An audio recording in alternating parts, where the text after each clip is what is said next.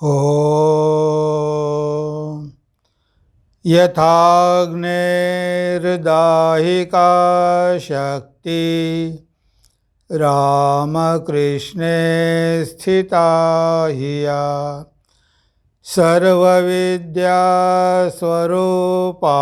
तां शारदां प्रणमाम्यहम् शारदां प्रणमाम्यहम्।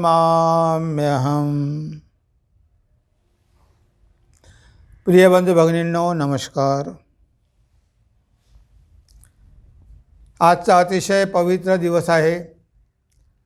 शारदा माताजींची जयंती आहे आज, आणि सगळीकडे आज ही जयंती साजरी केल्या जात आहे।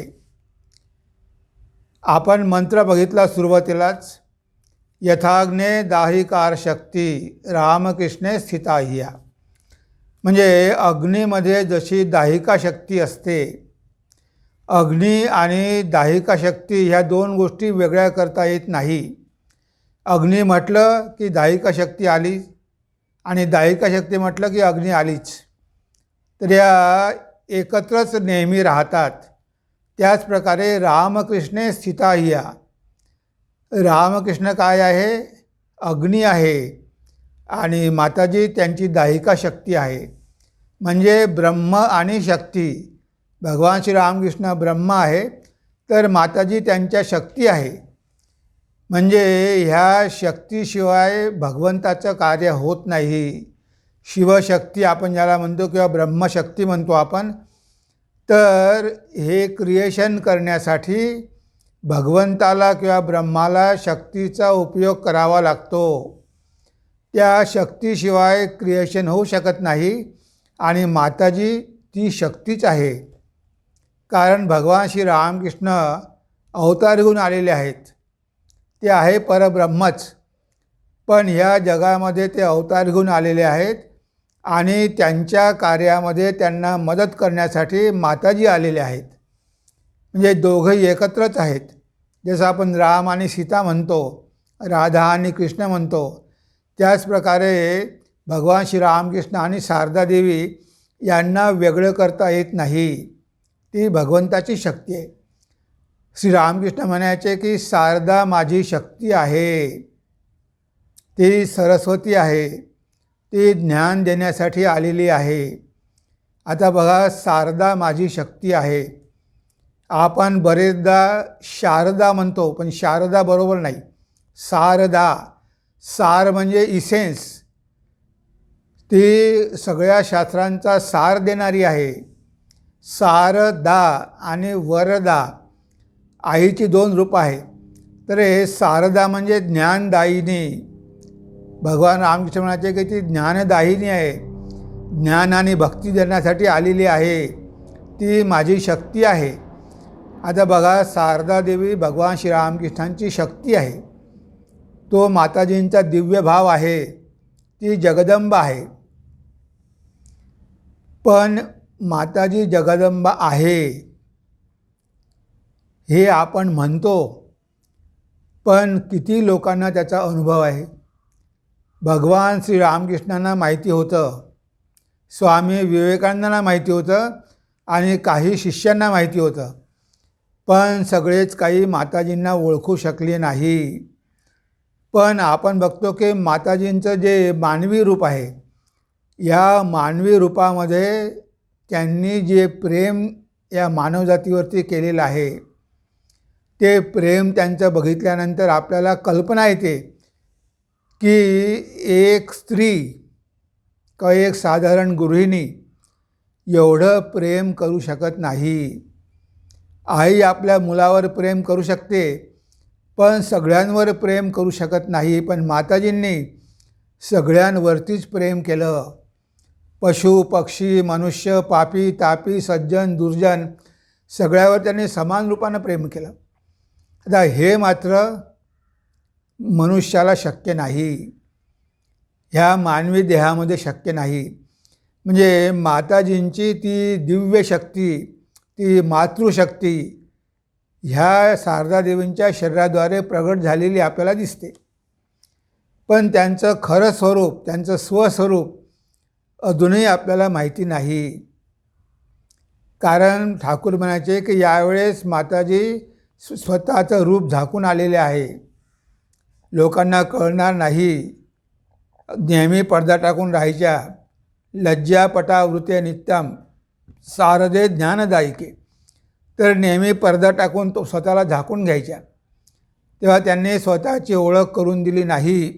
पण मात्र ह्या महापुरुषांना माहिती होतं की माताजी खऱ्या कोण आहे, त्यांचं खरं स्वरूप काय आहे. स्वामीजी म्हणायचे की त्या जिवंत दुर्गा आहे.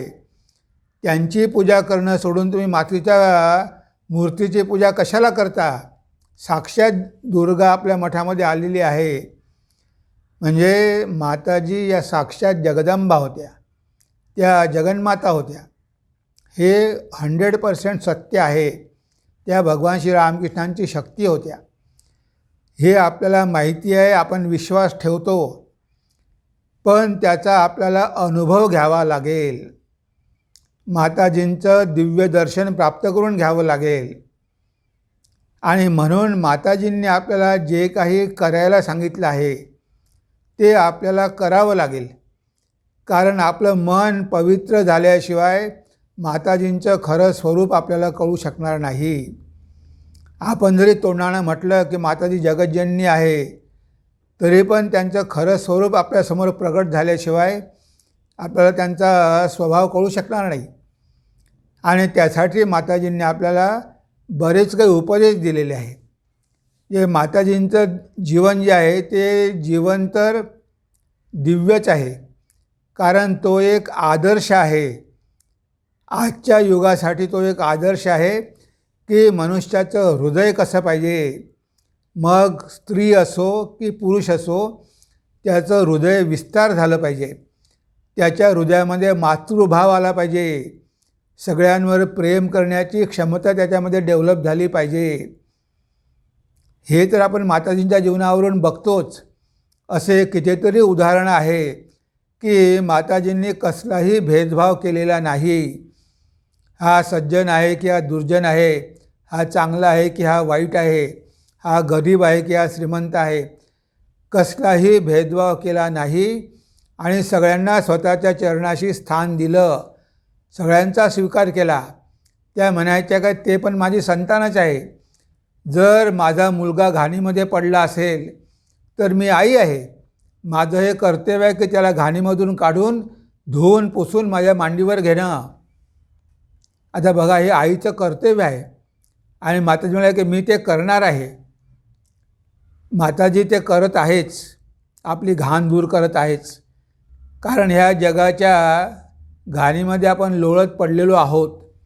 माताजींना आपल्याला त्यामधून बाहेर काढावंच लागेल आणि त्या नक्कीच काढतील. पण आपली माताजींवरची भक्ती तशी दृढ झाली पाहिजे. जर आपण माताजींना फक्त ह्या संसारातले दुःख दूर करण्यासाठीच जर प्रार्थना केली तर त्यांचं खरं स्वरूप आपल्याला कळणार नाही. तेव्हा माताजींचं खरं स्वरूप जाणून घेण्यासाठी माताजींनी सांगितलेले उपदेश आपल्याला आचरणामध्ये आणावे लागतील. तेव्हा आपल्या जीवनामध्ये हळूहळू परिवर्तन होईल. तेव्हा खऱ्या अर्थानं आपण आध्यात्मिक होऊ. आणि तेव्हा माताजींचं, ठाकूरांचं, स्वामीजींचं, ह्या सगळ्यांचं खरं स्वरूप आपल्याला कळेल. आज आपण फक्त विश्वास ठेवतो, पण तशी आपली अनुभूती नाही. ती अनुभूती आपल्याला प्राप्त होईल. म्हणून आज आपण विषय घेतला आहे श्री शारदा देवी दशसूत्री. माताजींचे 10 उपदेश आपण घेतलेले आहे आणि त्याचं चिंतन आपण करणार आहोत आणि आपल्या जीवनामध्ये शक्य तेवढं आचरण करण्याचा प्रयत्न आपण करणार आहोत. तेव्हा ते काय दशसूत्री आहे ती आपण बघूया. बघा, माताजी म्हणतात, कोणालाही सदा सर्वदा दुःख भोगावे लागत नाही. या जगात कोणीही नेहमीच दुःखात राहणार नाही.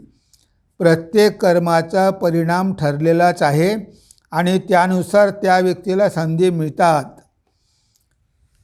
आता बघा, माताजींनी काय म्हटलं आहे की आपल्या जीवनामध्ये नेहमीच काही दुःख राहणार नाही. सब दिन होत न एक समाना. कबीरदासजी म्हणतात की सगळे दिवस काही सारखे नसतात. जीवनामध्ये कधी दुःख येतात, पण दुःख काही कायमचे राहत नाही. दुःख निघून जातात, सुख येतात. आता हे सुखदुःख येतात कशामुळे?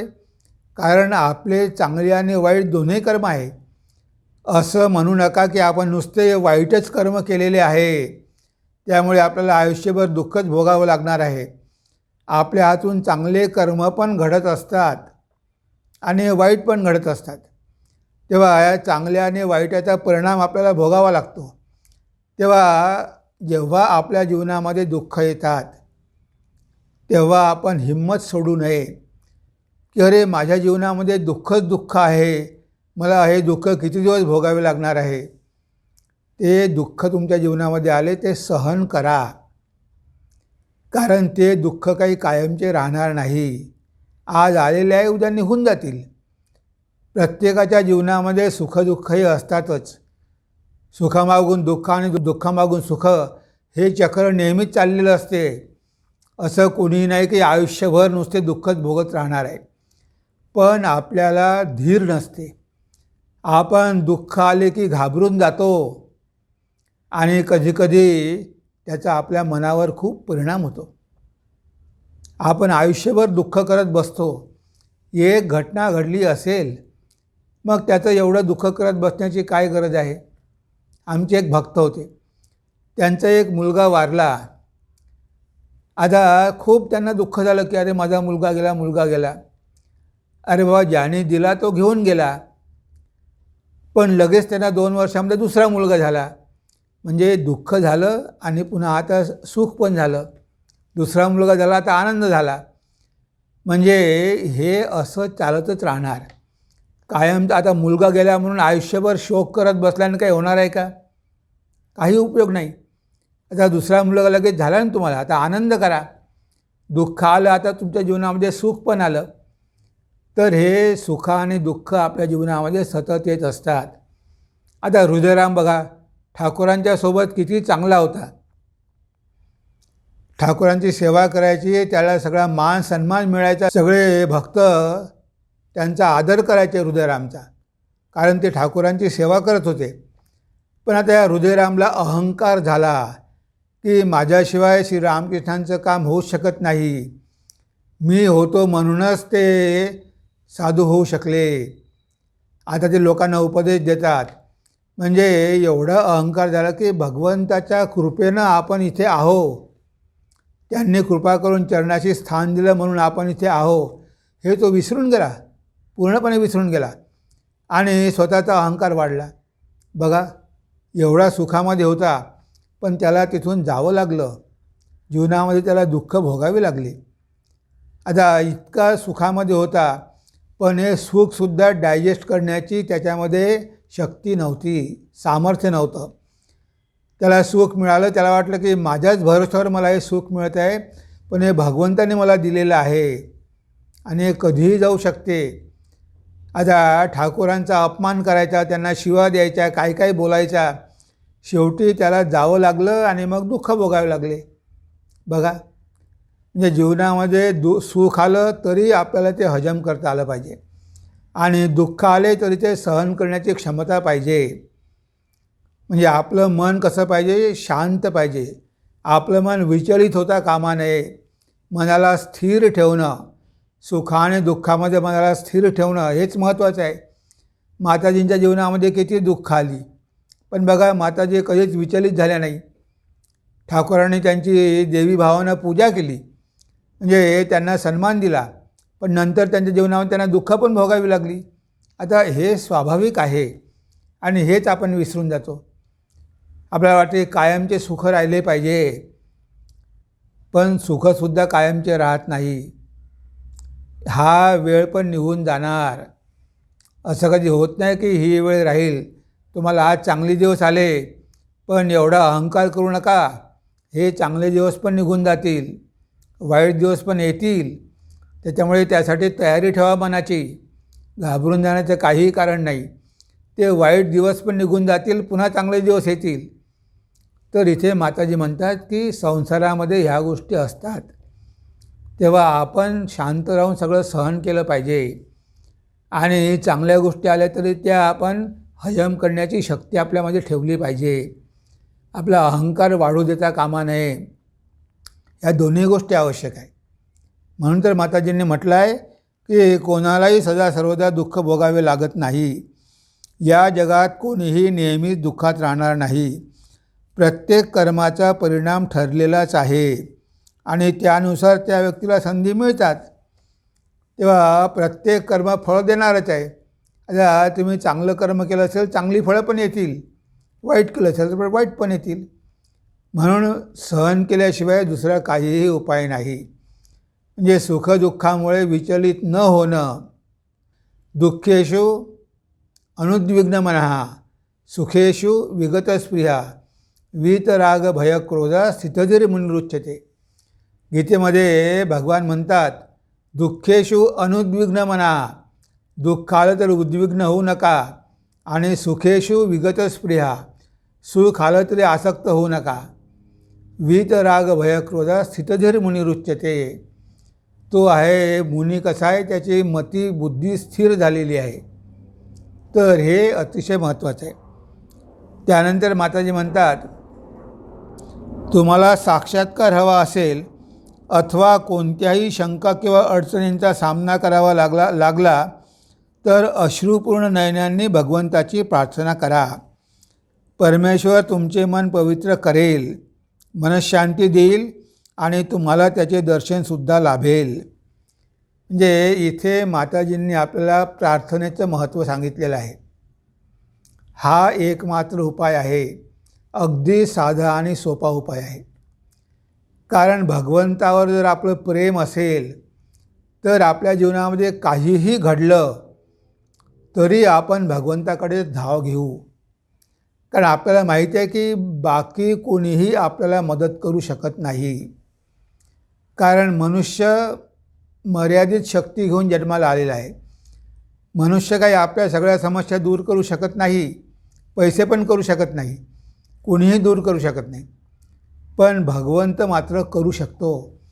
त्याला अशक्य असं काहीही नाही. त्याच्यामध्ये सगळं काही करण्याचं सामर्थ्य आहे. म्हणून मनामध्ये संशय आला, काही संकट जीवनामध्ये आली किंवा तुम्हाला भगवंताचं दर्शन पाहिजे असेल, म्हणजे भौतिक असो की आध्यात्मिक जीवनामध्ये असो, तुम्हाला प्रगती करून घ्यायची असेल तर भगवंताला सतत प्रार्थना करा. आणि ती प्रार्थनासुद्धा व्याकुळ होऊन करा, आंतरिकतेनं करा, अश्रुपूर्ण डोळ्यांनी करा. तुमच्या डोळ्यामधून अश्रूच्या धारा वाहू द्या.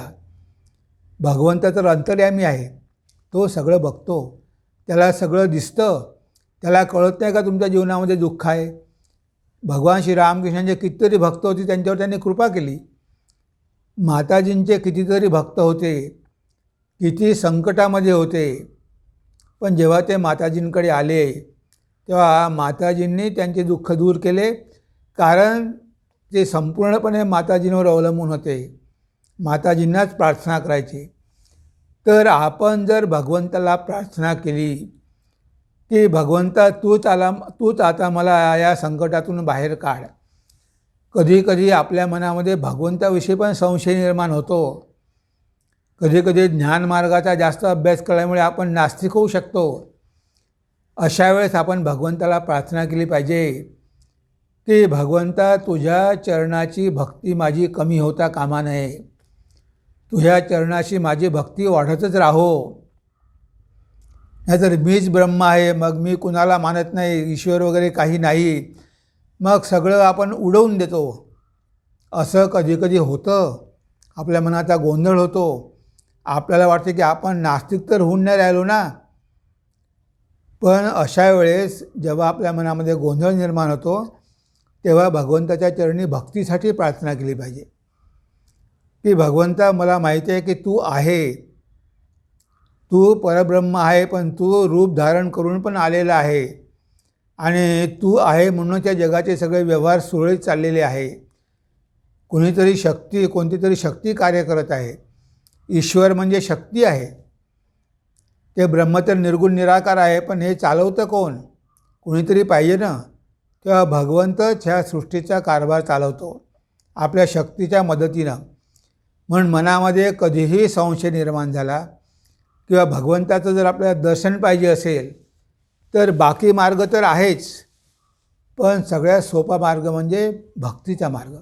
आणि त्यामध्ये सुद्धा भगवंताला व्याकुळतेनं प्रार्थना करणं, हृदयापासून प्रार्थना करणं. भगवंत प्रार्थना ऐकतो आणि तो तर आपलाच आहे.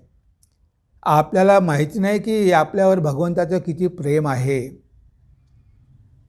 आपण भगवंतावर प्रेम काहीच करू शकत नाही. त्याचं प्रेम आपल्यावर अनंत प्रेम आहे आणि ते सुद्धा अहेतुक आहे. तो आपल्याकडून कशाचीही अपेक्षा ठेवत नाही.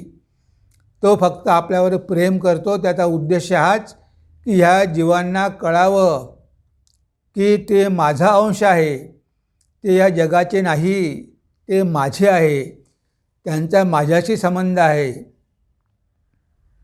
हे जीवाला कळावं. ममैवांशो जीवलोके जीवभूता सनातन.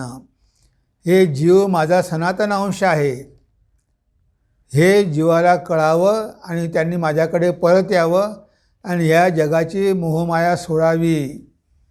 कारण ती माझी माया आहे, मी मायाधीश आहे. ती माझी माया संसारामध्ये जीवाला भुलवून ठेवते आणि ह्या मायेलाच हा मी आणि माझा म्हणतो. पण त्याचा खरा मी आहे, त्याचा खरा माता पिता मी आहे. त्वमेव माता च पिता त्वमेव, त्वमेव बंधुश्च सखा त्वमेव, त्वमेव विद्या द्रविणं तमेव, त्वमेव सर्वं मम देव देव. आता ही प्रार्थना आहे की भगवंता तूच माझं सर्व काही आहे. तूच आई आहे, तूच वडील आहे, तूच विद्या आहे, तूच ज्ञान आहे, तूच सगळे काही आहे. तर हा भाव भक्तांच्या मनामध्ये नेहमी जागृत असला पाहिजे की भगवंत आपले आहे. आपण त्यांच्यावर हक्क गाजवू शकतो, त्यांच्यावर जोर करू शकतो आणि आपण भगवंताकडून पाहिजे ते घेऊ शकतो, कारण तो आपला पिता आहे, ती आपली माता आहे. अशा प्रकारची प्रार्थना जर भगवंताला केली तर माताजी म्हणतात की नक्कीच भगवंत तुम्हाला मदत करेल. तुम्हाला साक्षात्कार हवा असेल अथवा कोणत्याही शंका किंवा अडचणींचा सामना करावा लागला असेल तर अश्रुपूर्ण नयनांनी भगवंताची प्रार्थना करा. परमेश्वर तुमचे मन पवित्र करेल, मनःशांती देईल आणि तुम्हाला त्याचे दर्शनसुद्धा लाभेल. म्हणजे भगवंत तुमच्या भौतिक गोष्टी तर दूर करतील, भौतिक संकट दूर करतील. मथुरबाबूची पत्नी जगदंबा आजारी होती, तिला डायरिया झाला होता. सगळे डॉक्टर म्हणाले की ही काही जगू शकत नाही. तेव्हा मथुरबाबू रडत रडत ठाकुरांकडे आला आणि बाबा आता तुम्हीच एकमात्र आधार आहे, माझ्या पत्नीला बरं करून द्या, नाहीतर म्हणे सगळी माझी इस्टेट जाईल, कारण ही सगळी प्रॉपर्टी माझ्या बायकोची आहे. ती गेली तर म्हणे हे सगळं जाईल, मी तुमची सेवा करू शकणार नाही. आणि बघा ठाकुरांनी प्रार्थना ऐकली आणि जगदंबा बरी झाली. नरेंद्र म्हणाले की मला समाधीची अवस्था पाहिजे. रात्रंदिवस ठाकुरांच्या मागे लागला, ठाकुरांना प्रार्थना करू लागला. तेव्हा ठाकुरांनी त्याला स्पर्श करून ती निर्विकल्प समाधीची अवस्था प्राप्त करून दिली. म्हणजे भगवंत भौतिक आणि आध्यात्मिक दोन्ही गोष्टी देण्यास समर्थ आहेत, पण आपण व्याकुळतेनं त्यांना प्रार्थना केली पाहिजे. जर प्रार्थना केली तरच भगवंत आपली प्रार्थना ऐकेल, जर ती आंतरिक असेल तर.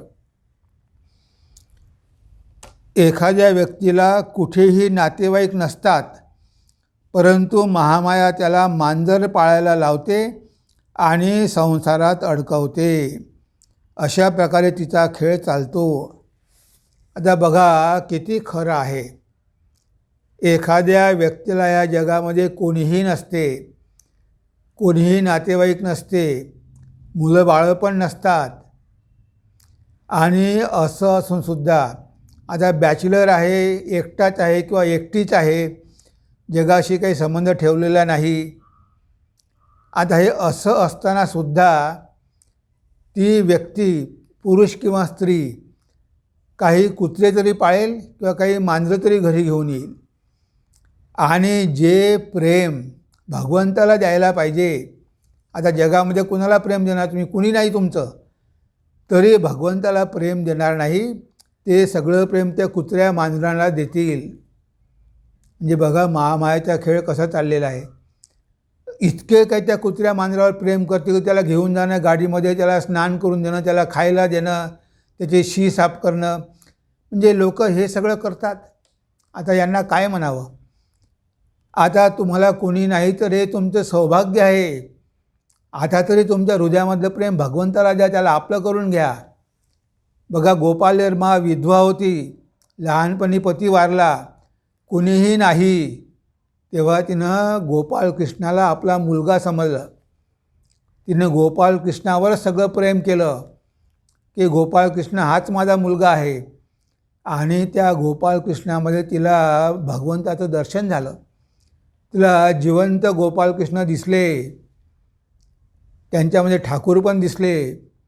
म्हणजे बघा हे प्रेम कुत्र्या मांजराला देण्यापेक्षा भगवंताला दिल्यामुळे जीवनाचं सार्थक होतं, मनुष्य मुक्त होतो. त्या कुत्र्या मांजरावर प्रेम केलं तर मरतेवेळीसुद्धा त्या कुत्र्या आणि मांजराची आठवण येईल आणि पुन्हा आपल्याला कुत्रा आणि मांजर व्हावं लागेल. कारण मृत्यूच्या समयी मनामध्ये जे विचार येतील तसाच मनुष्य होतो.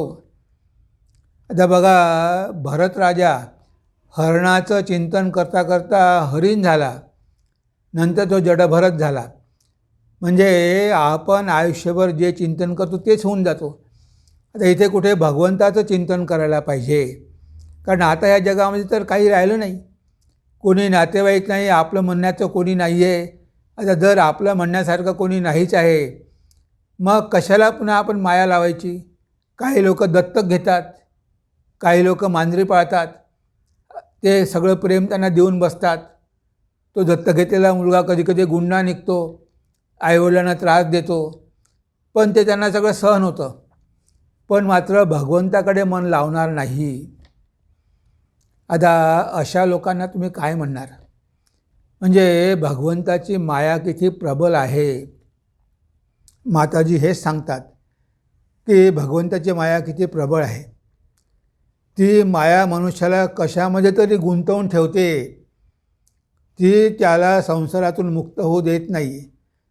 आता सगळं काही झालेलं आहे, काहीही राहिलेलं नाही या जगामध्ये, प्रेम करण्यासारखं काहीही नाही, तरी मात्र तो भगवंतावर प्रेम करत नाही. तरीही त्याचं मन भगवंताकडे जातच नाही. आता हे असे लोक, यांना बेनशिबीच म्हटलं पाहिजे. त्यांचं भाग्यच खराब आहे.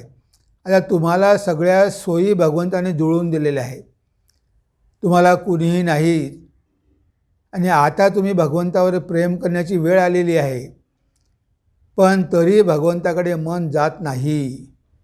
म्हणजे भगवंताची कृपा नाही. भगवंताची कृपा असती तर तुम्ही बाकी गोष्टीमध्ये आता मन घातलं नसतं. आता तुम्ही सगळं मन भगवंतावरच स्थिर केलं असतं. पण ती बुद्धी भगवंताने दिली पाहिजे ना. ती बुद्धी जर दिली नाही तर आपण संसारामध्येच चक्कर मारत राहू, कधीच आपलं मन भगवंताकडे जाणार नाही. ह्या संसारामध्ये आपण अडकून पडू. म्हणून ज्याचं कोणी नाही त्याने भगवंताचा आश्रय घेतला पाहिजे. ठाकुरांच्या वेळेस आपण बघतो गोलापमा, योगिनमा, गोपालयर्मा ह्या सगळ्या जरी गृहिणी होत्या तरी त्यांनी संसारापेक्षा माताजींवर, ठाकूरांवर जास्त प्रेम केलं, त्यांना मदत केली आणि त्यांची जीवनं धन्य होऊन गेली. बघा कसा आपल्या जीवनाचा उपयोग करायचा हेच लोकांना कळत नाही आणि फालतू गोष्टीमध्ये हे जीवन, आपलं एवढं मूल्यवान जीवन गमावून बसतात. आता अशा लोकांना काय दुर्भाग्यच म्हणावं लागेल ना. दुर्भाग्य आहे असे लोक. तर इथे त्यांचं दुर्भाग्य की त्यांच्या भगवंताकडे मनच जात नाही.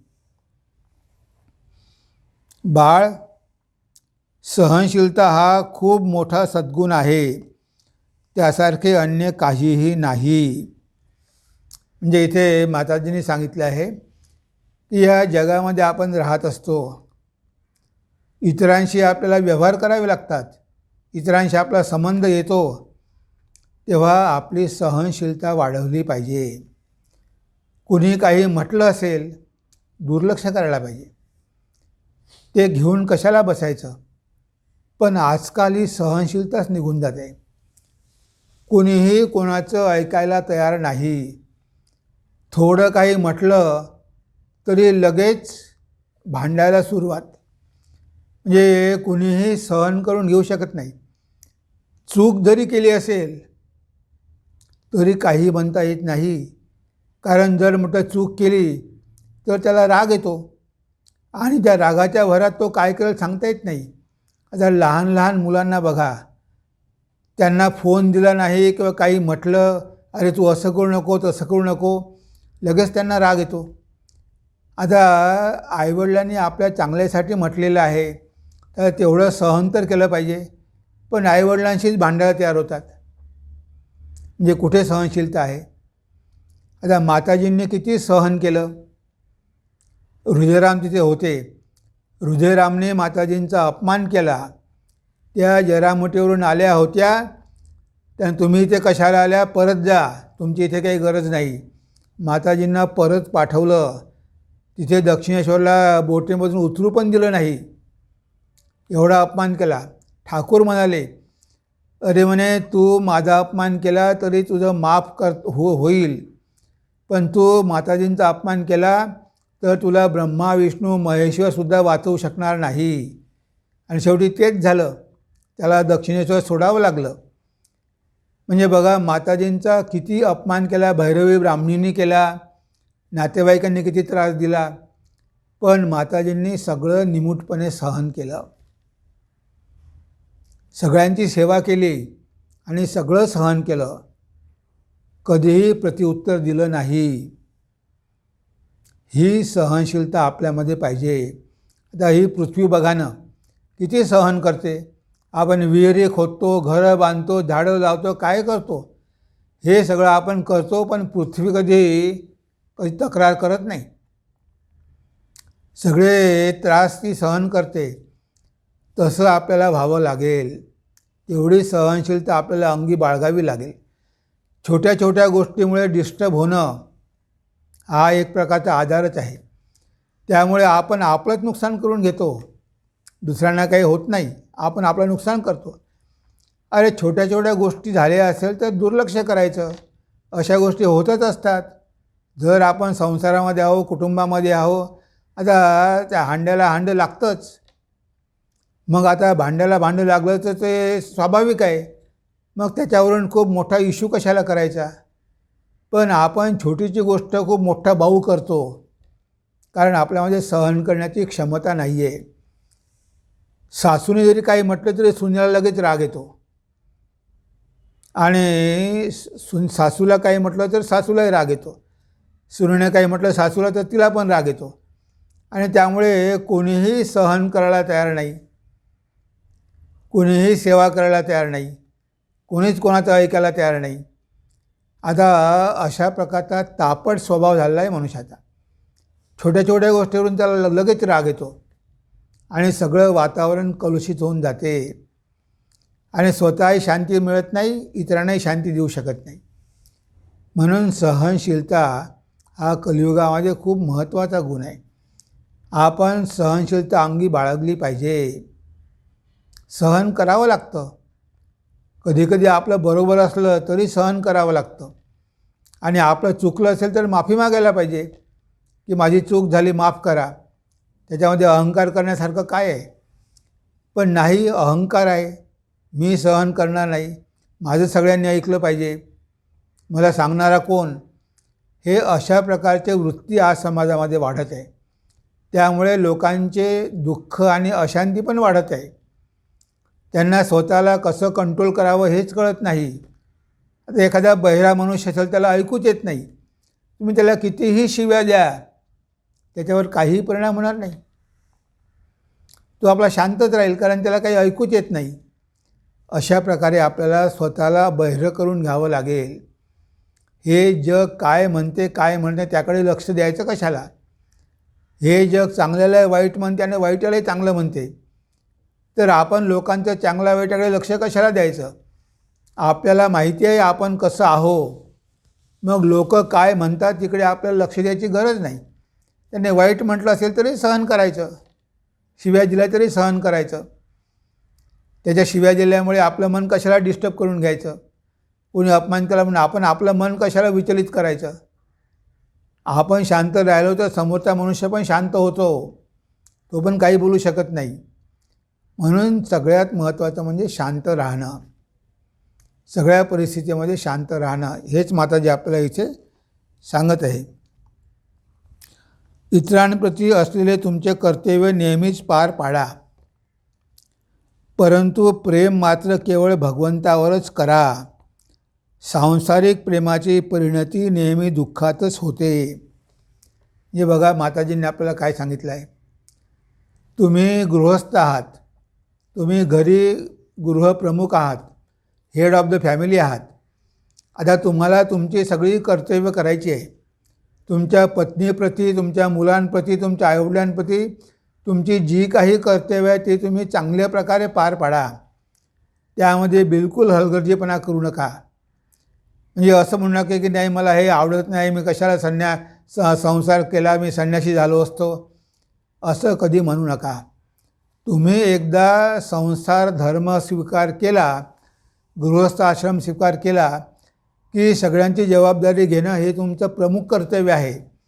तुम्हाला पैसा कमवावा लागेल, मुलांना मोठं करावं लागेल, त्यांना माणूस घडवावं लागेल, ही सगळी तुमची कर्तव्य आहे. एक गृहस्थ म्हणून तुमची कर्तव्य आहे, ती तुम्ही चांगल्या प्रकारे पार पाडा. पण इथे माताजी म्हणतात, पण कुणावरही आसक्त होऊ नका, कुणावरही एवढं पूर्ण प्राण देऊन प्रेम करू नका. प्रेम भगवंतावरच करा आणि असा विचार करा की हे सगळे जे आहेत ते भगवंताचेच आहेत. आपल्याकडे भगवंताने पाठवलेलं आहे की त्यांची मी काळजी घ्यावी. भगवंत सगळ्या संसाराची काळजी घेतो, सगळ्या जगाची काळजी घेतो, पण ह्या 5-6 लोकांची काळजी मी घ्यावी. भगवंतांनी यांची काळजी घेण्यासाठी यांना माझ्याकडे पाठवलेलं आहे.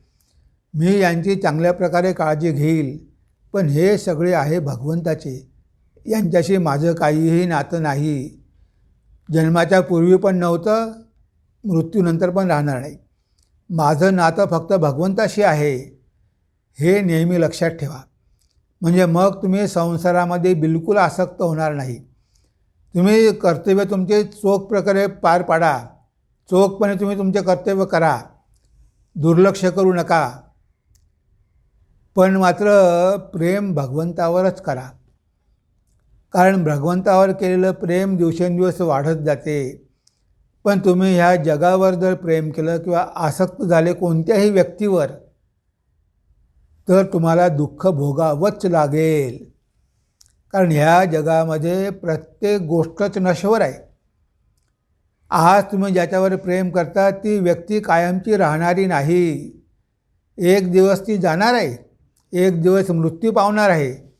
आता हे सत्य जर तुम्हाला माहिती आहे की आपण ज्या ज्या गोष्टींवर प्रेम करतो ती गोष्ट एक ना एक दिवस नष्ट होणारी आहे. मग जेव्हा ती नष्ट होईल तेव्हा किती दुःख होईल विचार करा.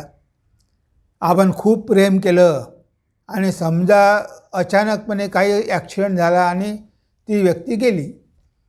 आता तुम्हाला इतकं दुःख होईल की तुम्ही सहन करू शकणार नाही, कारण तुम्ही ते सगळं प्रेम भगवंताऐवजी त्या व्यक्तीला देऊन बसला.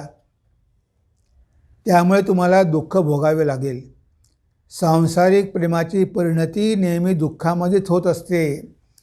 तुम्ही जेवढे या जगावर आसक्त व्हाल तेवढे तुमचे दुःख वाढणारच आहे.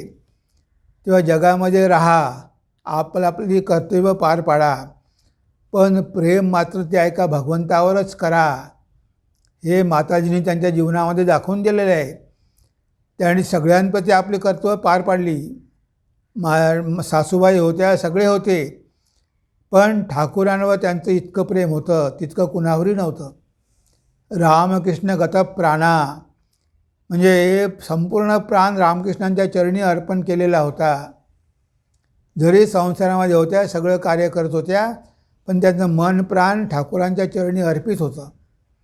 अशा प्रकारे माताजींनी आपल्याला त्यांच्या जीवनामध्ये दाखवून दिलेलं आहे की तुम्ही तुमचे कर्तव्य चांगल्या प्रकारे पार पाडा, पण प्रेम मात्र भगवंतावरच करा. ह्या जगावर प्रेम करू नका, कारण हे जग क्षणभंगूर आहे, हे नश्वर होणार आहे, एक दिवस नष्ट होणार आहे, काहीही राहणार नाही. मग तुमच्यावर दुःखाचा डोंगर कोसळेल. तुम्ही ते दुःख सहन करू शकणार नाही, कारण तुम्ही सगळं प्रेम या जगाला देऊन बसलेलं आहेत आणि भगवंताकडे दुर्लक्ष केलेलं आहे. जर भगवंताला प्रेम दिलं असतं तर अशा वेळेस भगवंताने तुम्हाला सहाय्य केलं असतं, तुम्हाला या दुःखातून बाहेर काढलं असतं. पण तुम्ही भगवंताला विसरून जगावरच प्रेम करत राहिल्यामुळे तुम्हाला दुःख सगळी भोगावी लागतील. त्यानंतर माताजी म्हणतात, सर्व काही स्वतःच्या मनावरच अवलंबून आहे. चित्तशुद्धीशिवाय काहीही साध्य होत नाही. असे म्हणतात, साधकाला गुरुकृपा, परमेश्वर कृपा आणि वैष्णवांची कृपा लाभली असेल, पण एकाची कृपा न झाल्यास सर्वच व्यर्थ जाते. आणि हे एक म्हणजे त्याचे मन. साधकाच्या मनाची त्याच्यावर कृपा असावी लागते. म्हणजे बघा, तुमच्यावर भगवंताची कृपा झाली, तुमच्यावर गुरुची कृपा झाली, तुमच्यावर साधूची कृपा झाली, ह्या सगळ्या तुम्हाला कृपा मिळाल्या, पण उपयोग काय? तुमच्या मनाचीच तुमच्यावर कृपा झाली नाही. आता बघा, हाजरा ठाकुरांजवळ राहिला, किती साधू यायचे, डायरेक्ट डिसायपल यायचे, त्याला ठाकुरांची कृपा मिळाली, साधूसंतांचे संघ मिळाला, तरी पण तो जसा होता तसाच राहिला, कारण त्याचं मन काही केल्या बदललंच नाही. शेवटपर्यंत तो हिपोक्रेट राहिला आणि लोकांचे दोष बघत राहिला. आता त्याच्या मनाची कृपा जर झाली असती त्याच्यावर, जो केवढा मोठा संत बनला असता, कारण भगवंतासोबत इतक्या वर्ष त्याने सहवास केला, पण त्याच्यामध्ये काहीही बदल झाला नाही. हृदयराम ठाकुरांसोबत राहिला, पण त्याच्या मनामध्ये काहीही बदल झाला नाही, कारण त्याच्या स्वतःच्या मनाची त्याच्यावर कृपा नव्हती. बाकी सगळ्या कृपा झाल्या, पण आपण जर काहीच केलं नाही, उपयोग काय? दररोज मठामध्ये येतो, मंदिरात बसतो, भगवंताची कृपा आहे, साधूंशी बोलतो, गप्पा मारतो, सगळं काही करतो, दीक्षा घेतलेली आहे, पण साधनाच करत नाही, काहीच करत नाही. रात्रंदिवस संसाराची चिंता करतो, नुसता मठामध्ये मेकॅनिकली येऊन जातो आणि साधूशी सुद्धा संसाराच्या गप्पा मारतो, राजकारणाच्या गप्पा मारतो. आता स्वतःच्या मनाची जर कृपा नसेल, म्हणजे स्वतःच्या मनामध्ये ईश्वर लाभ करून घेण्याची इच्छा जर नसेल, तर तुम्हाला सगळ्यांनी जरी मदत केली तरी काहीही उपयोग होणार नाही. बघा, मनमोहन मित्र ठाकुरांचे भक्त होते. एक दिवस बसलेले आहे, ठाकुरांनी सुरेंद्रनाथ मित्रांची स्तुती केली की बघा, सुरेंद्राची भक्ती कशी वाढत आहे. आता असं म्हटल्याबरोबर मनमोहन मित्राच्या मनामध्ये ईर्ष्या निर्माण झाली. आता बघा त्याचं मन कसं, अरे ठाकूर सुरेंद्राची स्तुती करतात, म्हणजे आम्ही काही भक्त नाही का, आम्ही सगळे वायाच गेलो का? त्यानं असा अर्थ काढला आणि ठाकुरांकडे येणंच बंद करून दिलं. आता बघा, सगळ्यांची कृपा झाली, ठाकुरांची कृपा, भक्तांची कृपा, साधूंची कृपा, पण त्याचं मन कसं, एवढी मनामध्ये ईर्ष्या की ठाकुरांनी दुसऱ्या कुणाची स्तुती केली त्याला आवडले नाही, ठाकुरांकडे येणंच बंद केलं.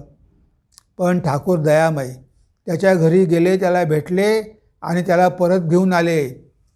तेव्हा मनमोहनला त्याची चूक कळली, घळघळ रडू लागला. म्हणे, माझ्या मनाने माझ्याशी धोका केला आणि या छोट्याच्या गोष्टीमुळे तुमच्याकडे येणं मी बंद केलं. म्हणजे बघा, जर आपल्या मनाची कृपा नसेल तर ह्या सगळ्यांची जरी आपल्याला मदत मिळाली तरीही आपण काहीही प्रगती करून घेऊ शकणार नाही. तेव्हा स्वतःचं मन अतिशय महत्त्वाचं आहे. स्वतःच्या मनामध्ये जोपर्यंत इच्छा होत नाही, कारण ते आतून यायला पाहिजे. तुम्हाला आईवडिलांनी आग्रह केला की अरे दीक्षा घे, तुम्ही दीक्षा घेतली, अरे जा मठामध्ये जात जा, तुम्ही मठामध्ये आले, पण आंतरिक इच्छा नाही की आपण स्वतः मठामध्ये गेलो पाहिजे, स्वतः साधूंना भेटलो पाहिजे, अशी आंतरिक इच्छा नाही. कोणीतरी सांगितलं आहे म्हणून तुम्ही मेकॅनिकली येता, पण तुम्हाला ईश्वरलाभ करून घेण्याची इच्छा मुळीच नाही. काय प्रगती होईल? होऊच शकत नाही, कारण अशा गोष्टी बाहेरून दबाव आणून केल्या जात नाही. स्वतःच्या आतून ह्या गोष्टी यायला पाहिजे. म्हणून माताजी म्हणतात, सर्व काही स्वतःच्या मनावरच अवलंबून असते. चित्तशुद्धीशिवाय काहीही साध्य होत नाही. असे म्हणतात, साधकाला गुरुकृपा, परमेश्वर कृपा आणि वैष्णवांची कृपा लाभली असेल, पण एकाची कृपा न झाल्यास सर्वच व्यर्थ जाते. एक म्हणजे त्याचे मन. साधकाच्या मनाची त्याच्यावर कृपा असावी लागते. जेव्हा शिष्याने आध्यात्मिक प्रगती होत नसल्याची तक्रार केली, तेव्हा माताजी त्याला म्हणाल्या, समजा तू कलकत्त्यात झोपला आहेस आणि कोणीतरी तुला तुझ्या पलंगासहित बनारसला घेऊन जात आहे. त्यावेळी तुला कळेल का की तू बनारसला जात आहेस? जागा झाल्यावर तू कुठे आहेस हे पाहून तुला आश्चर्य वाटेल. म्हणजे आपण साधना करतो, पण आपण खूप उतावीळ होतो. अरे अजून काहीच झालं नाही, अजून काहीच झालं नाही, केव्हा होईल केव्हा होईल. आता आध्यात्मिक प्रगती एकदम दिसत नाही, हळूहळू होत असते. एक साधू गेला महापुरुष महाराजांकडे, म्हणे इतके वर्ष झाले मठामध्ये राहतो, जप करतो, ध्यान करतो, काहीच प्रगती झाली नाही. तेव्हा महापुरुष महाराज म्हणाले, तू 10 वर्ष झाले मठामध्ये राहतो, म्हणजे काही प्रगती झाली नाही ना? मग म्हणे तू घरी जा, उपयोग काय म्हणे मग इथे राहून. तेव्हा तो साधू म्हणतो, महाराज तुम्ही हे काय सांगता? मी घरी जाऊ शकत नाही. मी ठाकरांना सोडून, तुम्हा लोकांना सोडून कसं काय घरी जाऊ? म्हणे हीच तर खरी प्रगती आहे. तुझी आता मठामध्ये राहायची इच्छा होते, म्हणजेच तुझ्या मनामध्ये ठाकरांविषयी, साधूंविषयी प्रेम निर्माण झाला आहे. आता तुला घरी जावं असं वाटत नाही. ही प्रगती नाही का म्हणे? अजून प्रगती कसली पाहिजे? म्हणजे तुम्ही झोपलेला आहात किंवा तुम्ही कोमामध्ये गेला, बेशुद्ध आहात. आता बेशुद्ध अवस्थेमध्ये तुम्हाला कलकत्त्यावरून विमानाने समजा काशीला घेऊन गेलं कोणी, तुम्हाला कळणार नाही. पण जेव्हा तुम्हाला होश येईल, तुम्ही विचाराल मी कुठे आहे? मी काशीला आहे. त्या प्रकारे आध्यात्मिक जीवनामध्ये आपल्याला कळत नाही, आपली प्रगती होतच असते. पण मृत्यूच्या समयी जेव्हा तुम्हाला कळेल की अरे तुम्ही किती उच्च स्थान प्राप्त केलेलं आहे, तुम्हाला ठाकरांच्या चरणी स्थान मिळालेलं आहे, हे तुम्हाला आयुष्यभर कळणार नाही. पण जेव्हा तुम्ही जागे व्हाल, आध्यात्मिक दृष्टीनं जागे व्हाल, तेव्हा तुम्हाला कळेल की अरे खरोखर आपल्याला वाटत होतं की आपण नुसतं आम्हालासारखं काम करत आहोत, पण बघा आज आपण कुठे आलेलो आहोत. म्हणजे आपली किती प्रगती झाली आहे, आपली आध्यात्मिक किती प्रगती झालेली आहे, हे तुम्हाला तेव्हा कळेल. म्हणून आपली प्रगती होत नाही, उतावीळ होऊ नका. म्हणजे तुमचं धैर्य गमावू नका, पेशन्स गमावू नका. तर इतकं वर्ष झाले मी साधना करतो, माझी काहीच प्रगती होत नाही, मग साधना करून उपयोग काय? आता तुम्हाला कसं कळेल की प्रगती होत नाही? प्रगती होतच असते, पण ते काही असं आपल्याला दिसत नाही की आपली प्रगती झाली आहे की नाही. ते हळूहळू आपलं मन पवित्र होत असते. आपण जर विचार केला की 10 वर्षापूर्वी माझ्या मनामध्ये कोणते विचार यायचे आणि आता 10 वर्षानंतर माझ्या मनामध्ये कोणते विचार येत आहेत, तुम्हाला दिसेल की आता ते जुने विचार हळूहळू कमी झालेले आहे. आता नवीन चांगले विचार तुमच्या मनामध्ये येत आहे. हीच तर तुमची खरी प्रगती आहे. आणि हे आपोआप होत राहते, तुम्हाला माहीत असो की नसो. पण तुम्ही जर प्रयत्न करत राहिला तर मन हळूहळू शुद्ध होतच राहते. त्याला वेळ लागेल, पण काहीच होत नाही असं आपण कधीही म्हणू नये. दिसत नाही म्हणून होत नाही असं नाही, ते होतच असते.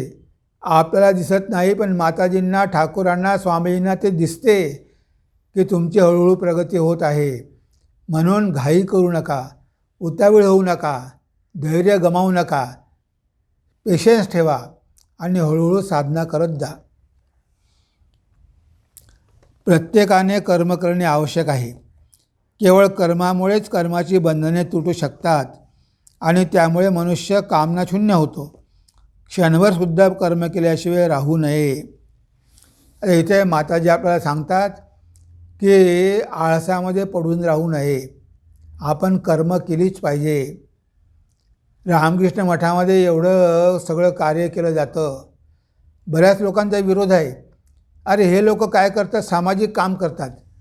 हे सामाजिक काम नाही, हे भगवंताचं कार्य आहे, हे आध्यात्मिक कार्य आहे. तुम्ही रात्रंदिवस काय करणार? किती वेळ तुम्ही साधन भजन करणार, मग बाकी वेळेस काय करणार? तेव्हा बाकी वेळेस चांगले कर्म करा, कारण चांगल्या कर्माचे फळं चांगलीच मिळणार आहे. आणि चांगली कर्म केल्यामुळे तुमच्या वाईट कर्माची जे फळं आहेत ते हळूहळू नष्ट होतील. चांगली कर्म आल्यामुळे ते वाईट कर्म खाली दबून राहतील आणि हळूहळू नष्ट होऊन जातील. तेव्हा कर्माचं फळ कर्मामुळेच काटलं जाऊ शकतं. तेव्हा कर्म करणं हे प्रत्येकालाच आवश्यक आहे. एक क्षणसुद्धा आपण कर्म केल्याशिवाय राहू शकत नाही. नाही कश्चित क्षणमपि जातो तिष्ठत्य अकर्मकृत. गीतेमध्ये भगवान म्हणतात की एक क्षणसुद्धा आपला कर्म न केल्याशिवाय जात नाही. जे आपण कर्म करतच राहतो आणि कर्म करावंच लागतं. श्वासोश्वाससुद्धा कर्मच आहे, सगळं कर्मच आहे. तेव्हा कर्म केलं पाहिजे. बऱ्याच लोकांना वाटतं की हे काम कशाला, चला हिमालयात जाऊ आणि साधना करू. माताजींना बरेच साधू म्हणायचे की माताजी हिमालयात जाऊन साधना करतो. माताजी म्हणायच्या बाबा, एक कर्म म्हणजे काही साधना नाही का, ही ठाकूरांची सेवाच आहे. मग तिथे जाऊनच तू काय करणार आहे? ठाकूरांचं काम कर, त्यामुळे सगळं काही होईल. आणि ज्यांना कर्म आवडत नसेल त्यांनी खुशाल मठ सोडून जावं, पण राहायचं असेल तर कर्म करावंच लागेल. नरेंद्राला माहिती होतं की रात्रंदिवस काही कोणी साधना करू शकणार नाही, म्हणून नरेंद्राने मठ सुरू केला. तेव्हा ठाकूरांचं काम करा, सगळं काही होऊन जाईल. माताजीने सुद्धा या कर्माला सपोर्ट केला. हे कर्म आपल्याला करावंच लागणार आहे, आपण कर्म टाळू शकत नाही. जशी मी सज्जनांची आई आहे तशीच दुर्जनांचीही आहे. कधीही भीती बाळगू नका. जेव्हा तुम्ही संकटात सापडाल तेव्हा फक्त स्वतःशीच म्हणा, मला आई आहे. हे बघा, इथे माताजींनी अभयदान दिलेलं आहे की मी सज्जनाची पण आई आहे, दुर्जनाची पण आई आहे. ही आहे जगदंबा. ती सगळ्यांची आई आहे. या जगाची माता आहे ती. तिच्याजवळ काही भेदबुद्धी नाही. आईला काही वाईट मुलं आवडत नाही असं नाही. आईची मुलं कशी असली तर तिला प्रियच असतात. तेव्हा माताजी म्हणतात की जेव्हा तुम्ही संकटात पडाल फक्त एवढं लक्षात ठेवा की तुमची एक आई आहे, ती तुमची काळजी घेणार आहे. तुम्ही काहीही काळजी करू नका, मी आहे ना, मी तुमची काळजी घेईल. एकदा कॉलेजचा तरुण मुलगा, त्याच्या मनामध्ये खूप वाईट विचार यायला लागले. तो माताजींकडे आला, काही वेळ बसला आणि म्हणाला की माताजी, म्हणे मी इथे येण्यायोग्य नाही, हा घ्या तुमचा मंत्र परत. म्हणे माझ्या मनामध्ये इतके काही घाणेरडे विचार येतात की मला माझी लाज वाटते की मी इथे कसा येऊ. आणि तो लगेच पळत निघाला. माताजी धावत गेल्या आणि त्याला पकडलं, त्याचं शर्ट पकडलं आणि त्याचा कॉलर पकडून त्याच्या डोळ्यामध्ये बघू लागल्या. त्याच्या डोळ्यात बघितलं आणि म्हणाल्या की बाळ, तुला घाबरण्याची कारण नाही, तुला घाबरण्याचं काहीही कारण नाही. जेव्हा तुझ्या मनामध्ये वाईट विचार येतील तेव्हा माझं चिंतन करत जा, सगळे वाईट विचार निघून जातील. माझी आठवण कर. आणि बघा, तो मुलगा शेवटी बदलून गेला. जेव्हा का त्याच्या मनामध्ये वाईट विचार यायचे तेव्हा तो माताजीचं चिंतन करायचा. हा उपदेश काय फक्त त्या मुलासाठी नाही, आपल्या सगळ्यांसाठी आहे. जेव्हा आपल्यामध्ये वाईट विचार येतील तेव्हा आपण माताजींचं चिंतन केलं पाहिजे. लक्षात ठेवलं पाहिजे की आपली एक आई आहे. आपण कसंही असलो, कितीही वाईट असलो तरी ती आपल्याला आश्रय दिल्याशिवाय राहणार नाही. ती कधीच आपला त्याग करू शकत नाही. ही भावना मनामध्ये आपल्याला जोपासावी लागेल. तेव्हा माताजींना आपल्याला आश्वासन दिलेलं आहे की मी आहे, तुम्हाला काळजी करायची गरज नाही. मी सज्जनाची पण आई आहे, दुर्जनाची पण आहे. जेव्हा संकटात सापडाल तेव्हा फक्त एवढं म्हणा की माझी आई आहे, ती मला वाचवेल्या संकटातून. माझी आठवण कर आणि सगळे वाईट विचार निघून जातील. आणि शेवटला माताजींचा उपदेश आहे, घाबरू नका, मी तुम्हाला सांगते, मानसिक पाप हे या कलियुगात पाप गणले जात नाही. त्याविषयी चिंता करू नका, भीती बाळगू नका. म्हणजे बघा, बरेचदा आपल्या मनामध्ये वाईट विचार येतात. आपण ध्यानाला बसतो, मनामध्ये खूप वाईट विचार येतात आता जे आतमध्ये आहे ते बाहेर येणारच आहे ना. आता तो कचरा बाहेर निघून गेलेला बरा, तो आतमध्ये कशाला ठेवायचा, निघून जाऊ द्या. तेव्हा माताजी म्हणतात की कलियुगामध्ये मनामध्ये आलेले वाईट विचार काही पाप नाही. सत्ययुगामध्ये कर्म तर आपण चांगली केलीच पाहिजे, पण मनामध्ये वाईट विचार पण आले नाही पाहिजे. एवढं सत्ययुगामध्ये महत्त्व होतं, म्हणजे विचारांचं महत्त्व होतं. पण ह्या कलियुगामध्ये जरी तुमच्या मनामध्ये वाईट विचार आले असेल, येऊ द्या, पण मात्र कर्माला प्रवृत्त होऊ नका, वाईट कर्म करू नका. विचार येतील आणि ते जातीलसुद्धा, पण तुम्ही त्या वाईट विचाराप्रमाणे वाईट कर्म करू नका. कर्म केलं का ते बंधन होते.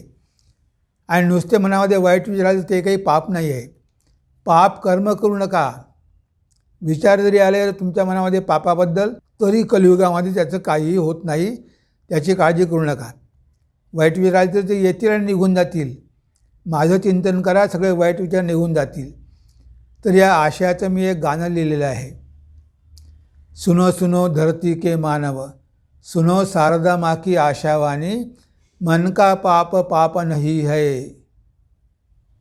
तिथे मनाचं पापे पाप नाही आहे. तेव्हा वाईट कर्म सोडून द्या. मनामध्ये वाईट वेळ तरी येऊ द्या, काही हरकत नाही, ते निघून जातील. तर हे गाणं आपण ऐकूया आणि त्यानंतर आपण आपल्या चिंतनाला विराम देऊया. तेव्हा शांतपणे गाणं ऐका.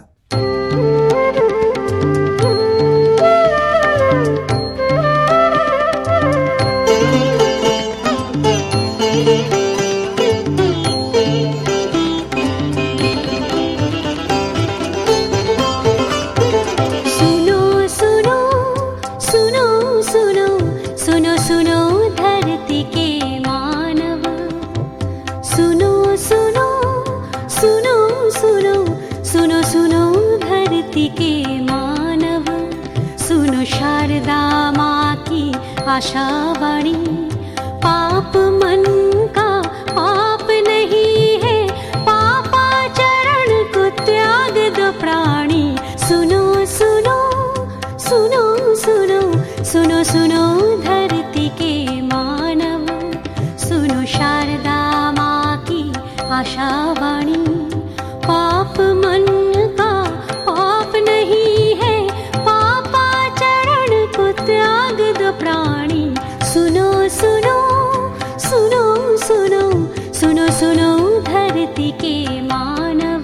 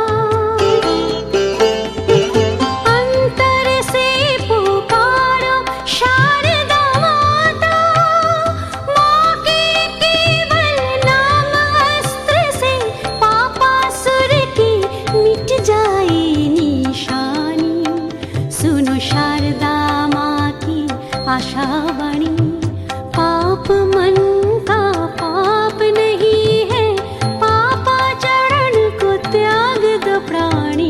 सुनो सुनो सुनो सुनो सुनो सुनो धरती के मानव.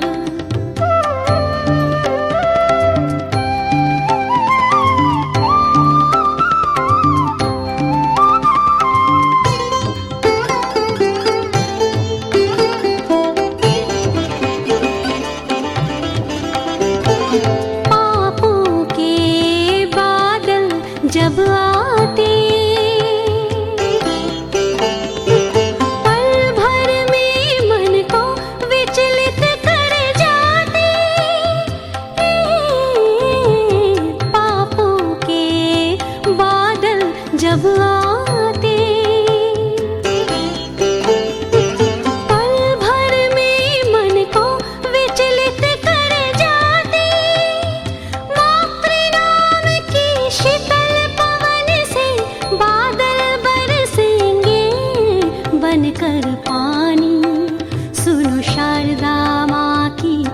आशावाणी। पाप मन का पाप नहीं है, पापाचरण को त्याग दो प्राणी। सुनो सुनो सुनो सुनो सुनो सुनो धरती के मानव, सुनो शारदा माँ की आशावाणी। पाप मन का पाप नहीं है, पापाचरण को त्याग दो प्राणी। सुनो सुनो सुनो सुनो सुनो सुनो धरती के मानव, सुनो सुनो सुनो सुनो सुनो सुनो धरती के मानव। सुनो सुनो सुनो सुनो सुनो सुनो। तेव्हा आपण बघितलं ह्या शेवटल्या माताजींच्या शिकवणीमध्ये त्या म्हणतात की मानसिक पाप या कलियुगात पाप गणले जात नाही। मन का पाप पाप नाही आहे, पापाचरण को त्याग दो प्राणी। तेव्हा पापाचरणाचा त्याग करायचा आहे। मनामध्ये विचार आले तर आपण काही करू शकत नाही, ते येतील आणि आपोआप जातील।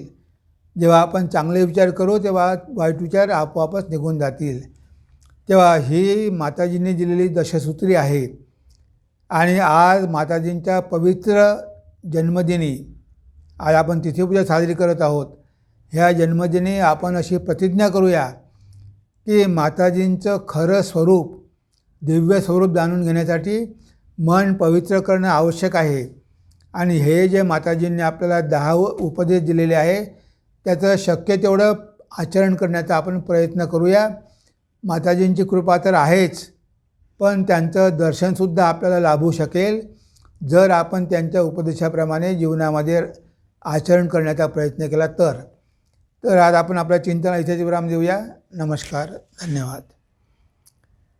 सर्वे भवन्तु सुखिनः, सर्वे सन्तु निरामया, सर्वे भद्राणि पश्यन्तु, मा कश्चित् दुःखभाग् भवेत्, मा कश्चित् दुःखभाग् भवेत्। ॐ शान्ति शान्ति शान्तिः। हरिः ॐ तत्सत्। श्रीरामकृष्णार्पणमस्तु।